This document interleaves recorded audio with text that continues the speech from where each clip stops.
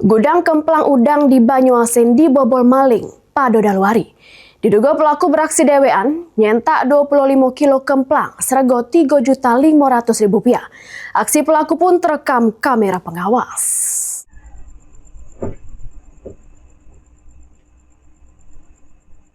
Rekaman kamera pengawas ini selik kelanang masuk ke gudang kemplang udang di Banyuasin pada Daluari.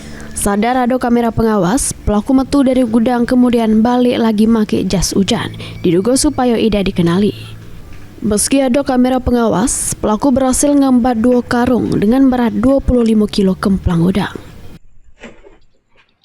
Menurut pengakuan korban, pelaku masuk ke gudang dengan cara nyongkel kunci gembok. Pelaku nyentak kemplang ukuran besar sehingga korban mengalami kerugian mencapai Rp3.500.000. Main 200 juta. Kronologinya ini datang dia mungkin di CCTV dia dicongkelnya pakai obeng ini. Pakai obeng. Nyampe situ masuk dia nih menari pintunya ini kayaknya jangan berbunyi mungkin ya.